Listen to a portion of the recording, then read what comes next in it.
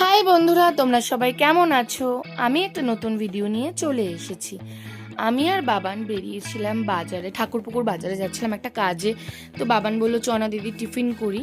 তো আমি আর বাবান তারপরে পরশতলায় দোকানটা তো চলে গেছিলাম। ওই দোকানটা খুব সেল হয়, হ্যাঁ, নানপুরি আর ঘুগনি বিক্রি হয়, ডিম কষা আছে, ডিম আছে